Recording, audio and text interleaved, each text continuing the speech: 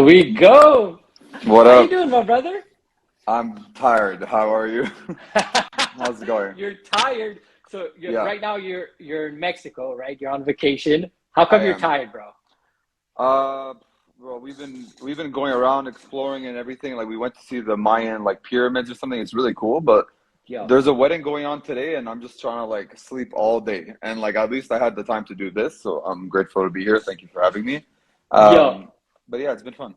Yeah, okay. So first of all, we kind of jumped in. Before going into that, let me just introduce you to my community. So Stephen Ferraz, he is a phenomenal editor, director, writer in the cinema world, as well as I'm so honored and blessed. As you know, I tell you this all the time, but the last 2 years you've been the head editor of Dedeyan Enterprises. So Yeah, everything that you guys see on my channels, the editing stuff, the genius behind it, because I do get a lot of messages, and I let you know, Stephen, every single time. The genius behind it is Stephen in that regards. He's a phenomenal dude with that. So really a pleasure to have you on the show. And for your audience, my name is Christopher Dedeyan, and I'm a professional speaker and a peak performance business and life coach. So my brother, first and foremost, let's start off with the aspect of, now you said that you're having this wedding that's coming up yeah, in Mexico and all that stuff, and you went to the Mayan pyramids, which I'm sure was amazing. And I know yeah, every single time that you go to any trip, even if you just walk around Montreal or where you're from, you always take your camera with you and you have fun taking yep. pictures. How was the experience of taking some pictures on those amazing pyramids and whatnot? Bro, it's been really cool. Like so I'm here with a YouTuber as well. Like his name is Trainer Tips, and he's out getting breakfast right now. And some people actually joining, I'm seeing that they know who he is. Pretty much, yeah. So like I'm helping him do videos. So we're doing like a lot of videos with my camera, his Okay. camera, but as well, yeah. Like the photos are gonna be really good. I'm trying to like just take a bunch of stuff over the week so far, and I might be posting them next week when I have the time to like sit down and edit them. But right now it's been like just on the go. But yeah, I always have my camera on me pretty much every day, trying to get like a nice shot here and there whenever I can.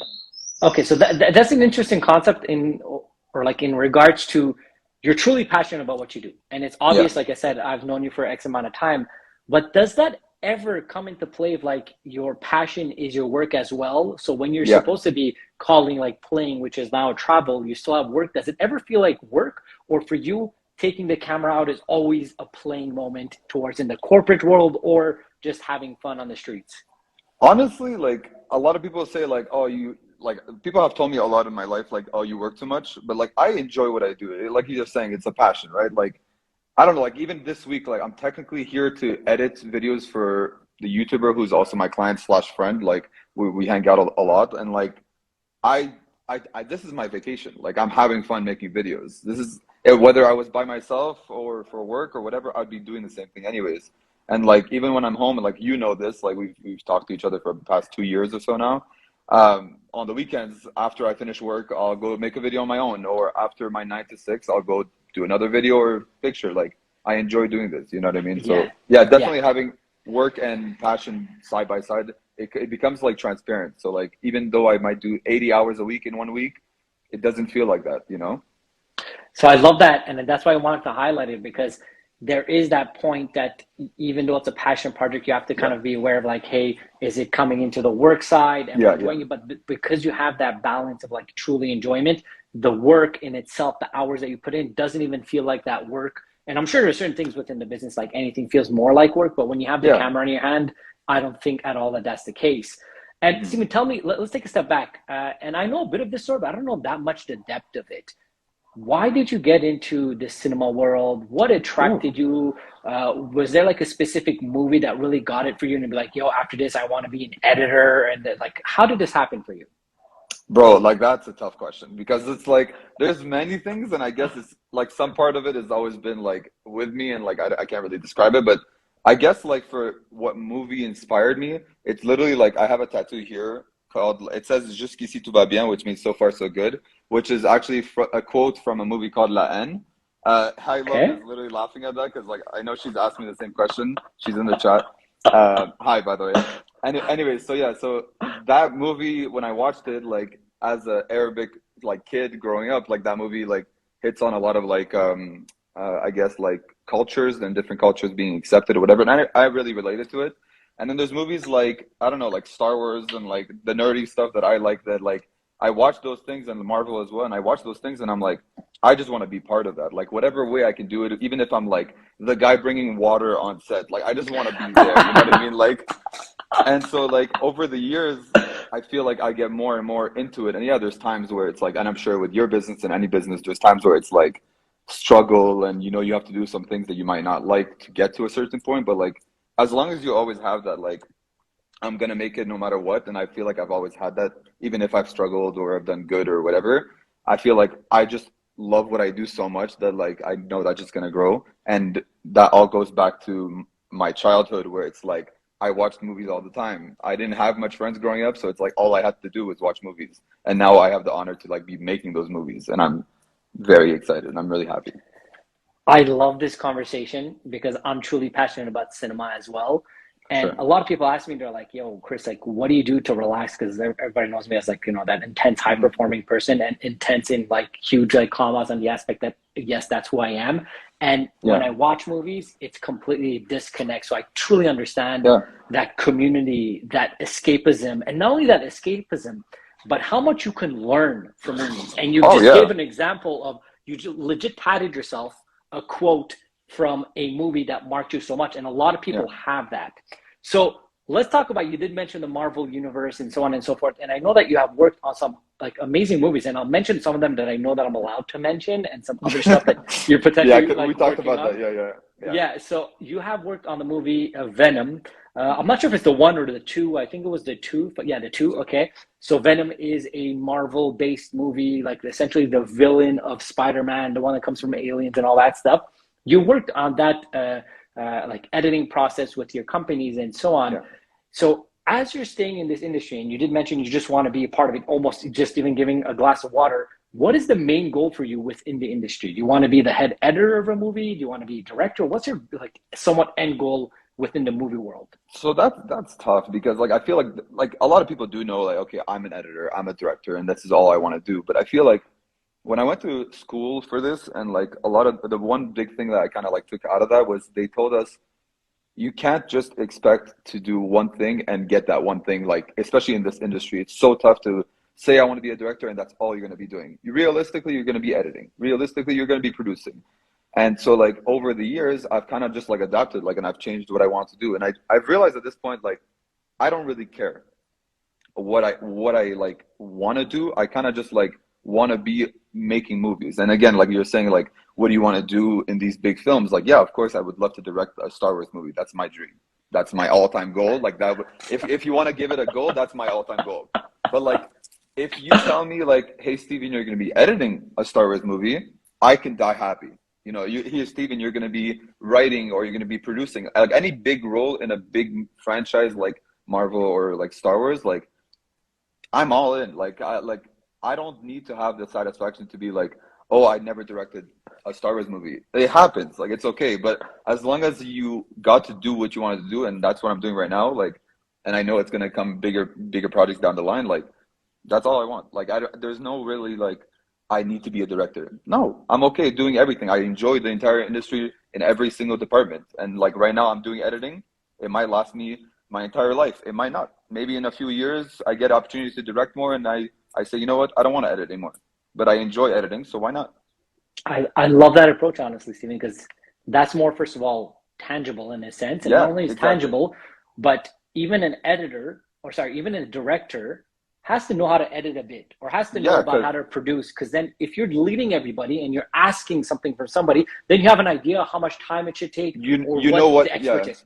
Exactly. Yeah, and And that's on set, and like anyone, sorry to cut you off. Anyone on no, set, like who's watching this, when you're filming something, and especially if you're the director or the assistant director, someone who has to like maintain the set, if you don't know what you're talking about, telling the guy on the camera or telling the lighting guy, or when you're directing, you need to know how to edit because you need to visualize how it's going to look like in the end. So essentially, you need to know everything. You know what I mean? I, I love it. I love the way that you're kind of explaining it. One thing I'm going to actually correlate it to is when we started working together. So before we Sorry. start, yeah, you're laughing on the comments. No, yeah, Max. I fucking love Max. So sorry for my language. Coach Uh, soccer like a movie director. so What do you coach so soccer? yeah, so Max was a player I coached for a few years, and he knows exactly what I'm talking about. Like we used to, me and Malik actually. Malik was on here. 2 weeks ago. We used to Yeah. coach Max and a few other players for a few years, and we coached them like we were directing on set. Like we weren't just coaching the way like any other coach would do. We would have fun with it, but also it would be like, we're here for work. We'll have a beer afterwards. You know, whatever. Like in that sense. So it was fun. It was fun. So thanks, Max, for being here. Side note, for so I like that you mentioned that we're planning to play soccer last summer and it kind Yes, of never yes. happened. We're definitely going to put that on the ball. So Max, thank you for reminding me that. And what I was kind of alluding to is that experience or that analogy of like you have to do it so you could understand it. And when we started working together, the first year of me starting my speaking coaching career, I was editing my own stuff on YouTube, and then it got to a certain point. Exactly. And it got to a certain point that my schedule just didn't permit it. And not only that, my talent level was at a certain level. And I'm like, I don't want to be an editor, but I want to be able to do it. So then once you came on board, I'm like, all right, I'm able to understand what it takes to edit, how much time it could take. And then I'm able to really appreciate your talent because and you can also, and you can also tell me like, hey, Steven, I know this will take this much time. Therefore, you can evaluate how much you should pay or budget or whatever, because you know how long. And even though like, someone like me who has more years of experience editing may do it way faster than you, it doesn't mean it takes away the credit of it being fast. Exactly. You know what I mean? You understand that. 100%. So my next question to you, because I knew that you were going to come on and was like thinking about the cinema world as we was getting ready for this. Where do you think the cinema's world is going right now? And what do I mean by this? Let me specify a bit more this question. If you look at old movies, there's a lot of like empty space within the movies. Like sometimes they do like they film starts that are just, it doesn't make sense. Not doesn't make sense, but it's more artistic. It takes longer. And there's nowadays, everything is like 10 seconds, 20 seconds. They want things to move, the frames to move. You've even told me like within the trailer, there's a trailer of the trailer so we could get engaged and watch until the end. Do you think that that is killing the art of cinema? Like I love the Marvel movies and all that stuff. But do you think that that's counteracting what is really happening in the cinema and where it's going to go in the future? So a lot of people will give you a different answer. Obviously, like I think it's pretty personal opinion in that way. But like, I don't think it's killing cinema. I think if anything, it's actually like making cinema still alive. And that's my opinion. Like in a way, when the world evolves, like generations come, but like think about it. Technology has grown so fucking much. Excuse for my language if I say stuff here and there. But like with stuff like TikTok, with stuff like Vine when it first came out, or YouTube or Twitch, or all these ways to entertain people. Like it's not just going to the movies anymore like it was in the 60s or in the 70s or whatever. And back then also the technology with the camera was much bigger cameras. It's harder to even edit because you had to actually like cut the actual film. So it was much more like room to breathe. You know, it was slower movies, longer movies maybe, and less, I want to call it like less action, like less editing and less cuts. Whereas now people's attention span is so small. That's why TikTok 5-second videos are blowing up more than, we talked about this last week, like 5-second videos are blowing up more than 1-minute videos because people are just like, I can take in 30 videos in 1 minute instead of one video in 1 minute. Why not do that? So it's kind of like times have changed, but like, I don't think it's killing the industry at all.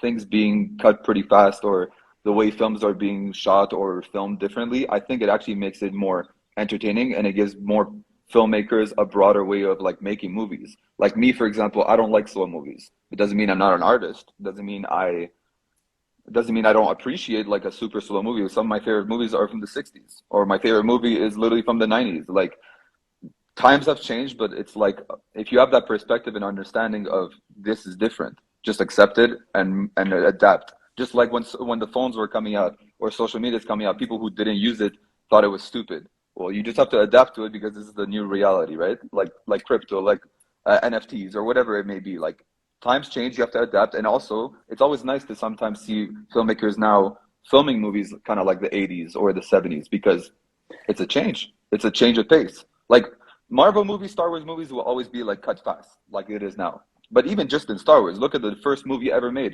1977. That was so slow. Like, and to non-Star Wars fans, whenever they come up to me and they're like, "Which one should I start with?"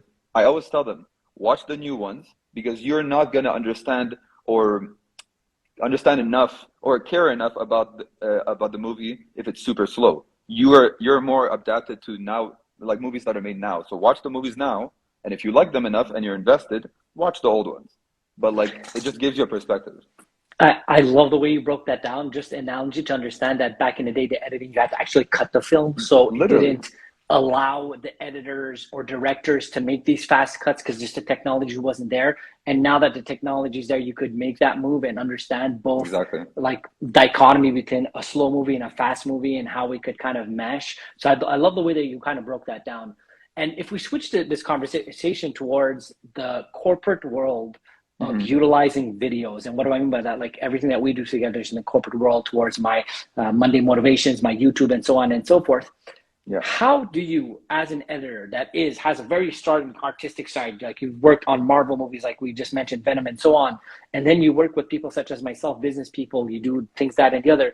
How do you utilize video content to market and attract audience? So once again, it's super good Okay. and fast to do when it's like Spider-Man flying around. But when Sure, it's sure. me talking into a camera, how do you as an editor make it more endearing and more attractive, Yeah. considering that the content's good for the viewer?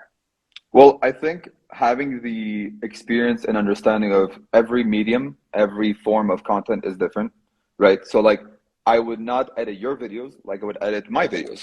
I would Mm-hmm. not edit your videos like I would edit a Marvel movie, obviously, you know? Mm-hmm. Like everything is different. And just like in business, like when you're approaching something for a smaller company or a bigger company, you're not going to offer the same prices. You're not going to offer the same, I don't know, like business. I don't know exactly what you get what I'm saying. Like it's every company or every person you work with is going to be a different experience. But as long as you have the understanding and kind of like the experience of working with a broader audience of clients, it also gives you value. Like making videos for you, for example, or editing for the YouTuber who I'm with right now. Like it always gives me more of a understanding and kind of like I feel like now I know how to do this, so I can actually one up myself. But if I never started doing it, I could never one up myself and be better at it. And as someone who's just like very curious and I like to get into every field in this industry because I'm so much of a fan of like making content, I feel like it's always nice to work with different creators all the time. Like I made a music video recently, like that was something I've never done before, like that style. And I was like, okay, I might not be the best at this, but this person's giving me a chance to create this. Why not throw myself at it? And if I fail, okay, whatever. But at least I have the experience now and I can put that on my resume and then maybe someone else sees it and they're like, you know what? I want to do it. And then for me, it would be okay, let's one up myself. And it's always like that.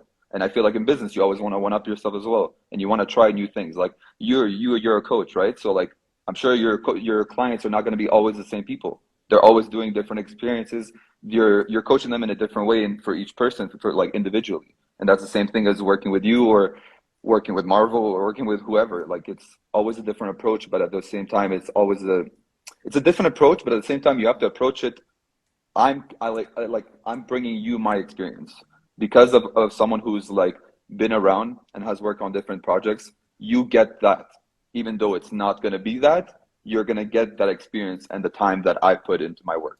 You know what I mean? So 100%. So essentially, the main thing is you're touching different elements within the industry. So Yeah, you're sharpening your saw essentially in so many different ways. exactly. Now, when it comes to doing that one video, like I said, of like the corporate world, what do you do to attract people to watch that more with the experience of the Marvel, with the Research, experience of, okay, research, research. man. Okay, so Yeah. that was my next question. So, how much time do you prepare or look at thinking about what you're going to edit before you start, or you kind of start and kind of let your creative flows go about it? Like, what's your creative It process of editing? It goes both ways. So, like for example, when we started working together, right? I had never done reels for an entrepreneur. I don't know how to go about it, but at the same time, I watch people like Gary Vee, like all these other ones who are Mm-hmm. currently doing it and they're great at it. And then I take inspiration from that and I put my creative twist to it. Same like when I first worked with this YouTuber that I'm with right now, and hopefully he'll be back and maybe he can say hi. Me and him worked 3 years ago. Like that's the first time we started working together.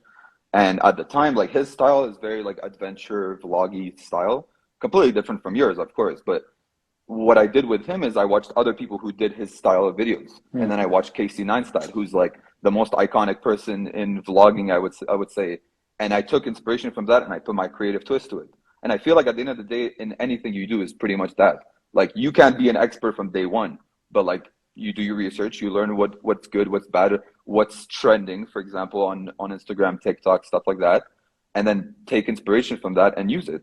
Some people may just copy paste, and that could work and could get you some hype, but it's not going to be long term. You know what I mean? You don't have your own, I don't know, there's no like charisma to the videos if it's just the same as the other person, because then they'll follow you for a bit and that's it. But like, if you have your own style, taken from inspiration from other people, but you make it your own, that's going to be your own thing. And then people later down the road will copy that. You know what I mean? So that's kind of why I think research is the biggest thing for that, for whatever video. I love that. The research and the modeling, essentially. Like, success leaves clues. You have to go look at it. And like you said, then you put your own twist. You're not copy pasting exactly the same thing, because that's just plagiarism, and it's not, like you said, authentic or whatever. So I love the fact that you're able to look at what the environment is doing around you. Okay, so I want to kind of take it back, and I know that I asked this to Malik as well, so I want to ask you the same question, and you did mention one of it already. So what is your top 3 favorite movies? And mention the one you mentioned, because I don't know it again. So what are your top, I know it's a tough question, but what is your top 3 movies? Because I actually, I'm someone who thinks about that a lot. I don't know, it's maybe stupid, but it's a question that I ask people all the time when I meet them, because in a way it kind of like tells me what they like and what they don't like, whatever. But side note, you've never asked me that question. I know I haven't. You know what? We can answer this on this one here. But I mean, I'm talking about like when I meet them at a bar, like as an opening conversation. You know what I'm saying? Like, but essentially, La Haine, which is my favorite movie right here. What is that movie? First of all, is it an Arabic movie? Because we keep on. No, it's a French movie. It's called La Haine, like the La Haine. Okay, like okay. Yeah. So that would be my number 1 for sure. Number 2, 3, I would have to say, probably Blade Runner 2049. Blade Runner, it's the second one. It's a movie from Denis Villeneuve. It's one of the most beautifully like shot movies in my opinion. Like, some of the VFX there is the reason why I got inspired to even start working in VFX, and that got me to working with Venom down the line. I'm actually planning on getting a tattoo of that movie soon, so like that's definitely number 2. Number 3, I know Malik said Scott Pilgrim vs. the World, and that is in my top 10. I don't know if it's in my top 3. I think my number 3 would have to be like La La Land or Guardians of the Galaxy 3. Like, those are the Guardians of the Galaxy 1. Sorry. Yeah. Okay. So first of all, the fact that you mentioned La La Land, that's I'm guessing with the 2 first ones that you mentioned, but like, I loved La La Land, and I'm like, I love that. I freaked out on it because I'm like, yo, this is like an artistic movie made for our age and modernized, and like the whole thing was very charming. And actually, I love like rom-coms. Like, I do not know why. Like, I like a rom-com. So yeah, I think La La Land would be pretty high for me as well. And I love that you mentioned that. The thing is, like, what people always are surprised when I have that in my list, because if you look at my top 10, it's so broad in like genres. Like, I don't like horror. That's like the only genre that might not be in my top 10. But like, all my top 10, like, I have Superbad as my number 10. Like, I know that. And Superbad is completely left wing from La Haine or Blade Runner 2049. And then I have Scott Pilgrim. Again, they're all different, but again, I'm someone who's very curious. I watch a lot of movies. So La La Land, the reason I obsessed over that movie at first, and it's actually a movie I've watched, when it first came out, I watched it, I think, like once a month, like for a good year, maybe. Like, I don't know. Wow. And then when I moved to LA at the time, when it was like close to like, it was like a year later, I moved to LA after it came out, and I went to see like the set where they shot things, and like it brought me back to the love of watching it again, and I watched it again. But anyways, that movie, like, the characters I relate to so much, like what they're going through. Like, take aside that it's a musical. A lot of people always like criticize it because if you don't like a musical, you won't like the movie, right? I'm not a big musical guy, but I'm obsessed with the movie because it's not just about the music. It's about the story. It's about the way he uses colors and the shots. The shots are absolutely phenomenal. Anyways, it's a bunch of stuff, and it's an amazing movie, in my opinion. Okay. So, a couple of things. And then actually, if you permit, I'm going to tell you my top 3 as well. But before going into that, my question for you is, how do you watch movies? And let me unpack that, because it's a very vast question. Right? Yeah. So here's why I'm saying this. When I go see a speaker on stage, I'm sure 100% I don't watch a speaker the same way that you do, Stephen, or anybody else. I look at it in the lens of the speaker. I'm able to see, oh, he's taking a pause here. Oh, he's bringing up the crowd here to bring it down, because that's my expertise. That's what and you my care craft. about. Yeah. Exactly. So now I know that when I watch movies, it's more for escapism. And I actually take a lot of storytelling approach of how to utilize it for me as a speaker from movies. But how do Totally. you watch it in regards to when you watch the movie? Do you notice, oh, he did a cut here, he shouldn't have Yeah. done it? Oh, do you like, and does that like overtake your movie watching? Can you disconnect to that and just enjoy it for escapism? Or is that why you watch movies so much, because you're able to legit learn from it? Like, tell me about like how do you approach watching movies for you? Yeah, I guess like I would say both. Like I do watch movies for escapism, and then I do watch majority of the time me watching movies is pretty much going to be criticizing the movie, which is sad to say, but like it's not Mm-hmm. criticizing. It's like it's almost like aspiring to want to do what they're doing. And if they're Mm-hmm. doing it wrong, and I know it's wrong, like objectively, not even my personal opinion, like there's a cut that just makes no sense, I'll be like, that took me out of the scene. You know what I mean? Like whereas I've watched movies with friends, for example, we were watching the Batman recently, the one that came out. I thought it was phenomenal, but then the end, the storytelling kind of like went downhill. They teased the Wait, don't second move. spoil anything. I haven't No, no, watched no, it. no. Just say what. Okay. I'm not saying Okay. anything. I'm just saying there's a scene where they're teasing the second movie, and this is not spoiling anything. But there's a scene where they're teasing the second movie before the ending of the first movie even happens. Like that makes no sense. You know what I mean? Like finish your story and then tease us with the next movie. But like, anyways, point is, like I do watch movies thinking about how is the story going? Does it make sense? Is it too rushed at the end? Because a lot of movies they care a lot about the beginning and developing the characters, and then the end is kind of just drops off. Which is why when a movie actually goes up at the end is the most exciting. And La La Land, in my opinion, has the best ending of all time. Like one of like the way they just look at each other, it's very genius. So stuff like that, I'll notice more because of like that moment. Let's take it La La Land, for example. That moment, if anyone's watched that movie, I'm sure you can relate to it. And Chris, you know, so that's why I'm going to bring it up. The ending of La La Land, without ruining anything, basically they haven't seen each other for a long time, and they finally see each other again. And there's one look that they look at each other, and then they know what they're saying. No words are spoken, right? What you see in that moment is like I cried first of all watching that. But what I noticed is the lighting. The lighting was insane. Yes. Like the way that she's lit and the way he's lit is almost different to the way that they were lit at the beginning of the movie. And I'll notice that stuff. The music going up, I'm noticing the music. I'm noticing the camera work, how it's slowly going into her, but it stays still for him because he's chill, and in his life, his arc is done. And the reason it keeps pushing for her is because her arc keeps going after that. Like just the camera movement, I can understand what the director is trying to tell me. Whereas most people will just see the camera moving forward and they're like, oh, it looks cool. And I'm like, yeah, people can do stuff to look cool. And that's why sometimes when I watch a movie that's just like with Dwayne Johnson, The Rock, like Kevin Hart, like they're funny movies. But those movies I won't watch with like a filmmaking sense because I'm like, they're making these movies just for fun. And I can take a side, I can put myself out of that. I can understand this movie is just for fun. So when I watch that, I'm not criticizing why they're pushing in the camera, why they're moving the camera with a dolly instead of a drone shot. Like I'll care about that stuff because it adds to the story. People underestimate how much a camera movement or how much a little sound effect can make to the shot, whereas other movies that are just making movies for fun, they'll just do the most standard things. But then you watch a movie like Blade Runner 2049, bro, just the fact that they add smoke in one scene is adding more to the mood.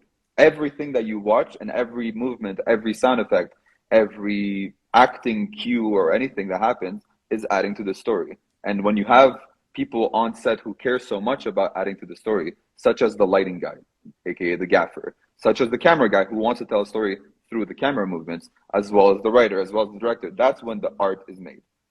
You know what I'm saying? I see it that way, and a lot of people who are in the industry kind of see it that way as well.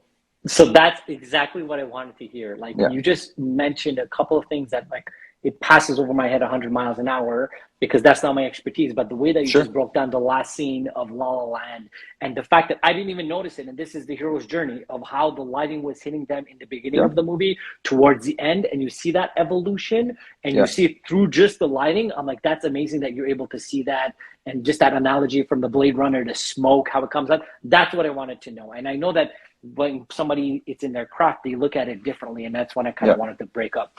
Okay, so Also, I wanted. if I could quickly give one more example, and I think it's the best example for as far as like visually how people would see it, like for me and you or something, is have you seen Homecoming, Spider-Man Homecoming? Yeah, the The last one. no, the first one with Tom Holland. like the The first the time. first of three. Okay, yes, Yeah, yes, the one where he goes to high school, prom, yes, yes, whatever, yes. right? So Okay, on the way to their prom, to their homecoming, there's a scene where the bad guy doesn't know that Peter Parker is Spider-Man, and Peter yeah, Parker knows that he's the bad guy. yes, he And it's figures it almost out. like the director is telling the audience, you know what's going on, but he doesn't. So you're going to see him figuring it out. And throughout the driving, they're asking each other questions, very suspicious, whatever. I'm not going to go into it. But the point is, once he stops at a red light, the light is shining red on him, right? On the bad guy who's driving the Okay, car, who's the dad of the girl that he's bringing to the date.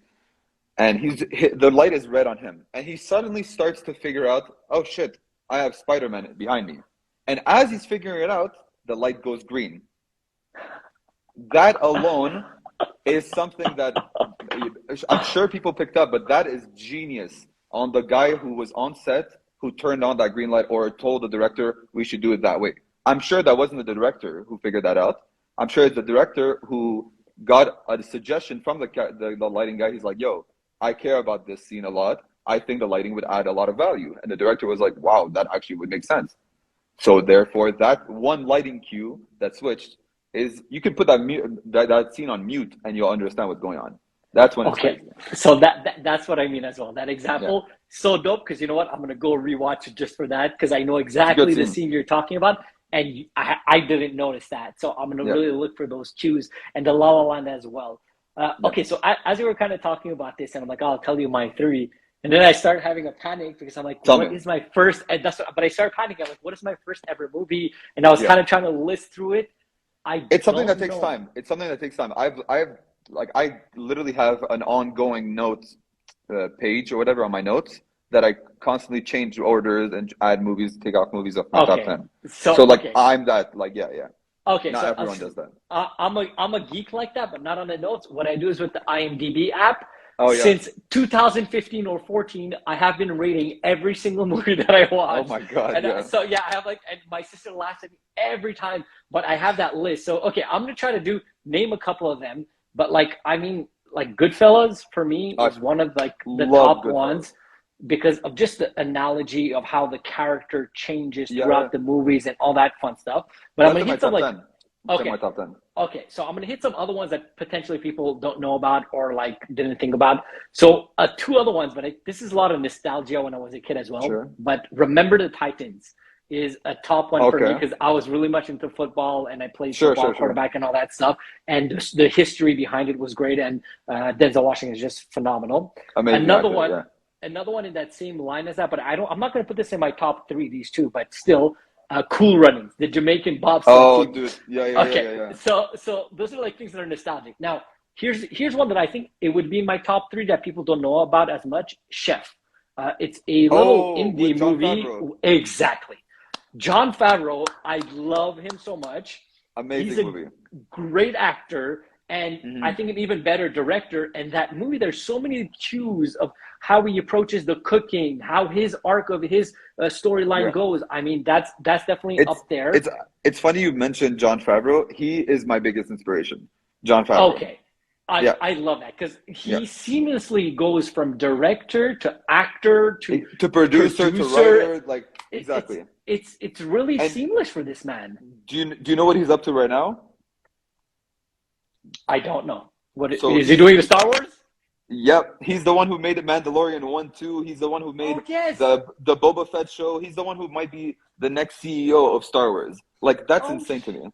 okay. Oh wow. Yeah. Yes, you're absolutely right. The Mandalorian. He's the one that made it. You're absolutely right. And So, they're anyways, making Kenobi right now, all this stuff. Anyways, you're good. okay. So he's that movie for me is a sleeper. Really, really Yeah. sleeper. And you know what? Like La La Land is up there. Another like rom com that I love, and I said rom com probably my top one is Crazy Stupid Love with Yeah, I Ryan love that Gosling. movie. Love that movie. It's so funny. It's so out there. Like the whole You know what? change the characters. I think that would make it honestly because I'm a rom com lover. That would make my top three. It's funny Like you mentioned that movie because that is actually one of my favorite comedies. But also, the reason why La La Land casted Ryan Gosling and Emma Stone was because of that movie. Did you know that? Uh, no, but it makes perfect sense because Yeah. after that movie, they did like several movies together, and Yeah, their but it's synergy is amazing. well, another thing. Well, hello, Anthony, by the way. What's good? Let's go. um, but yeah, another thing is Damien Chazelle, the director of La La Land, when he was casting people, he wanted to, because he's giving an homage to all the musicals in the past, right?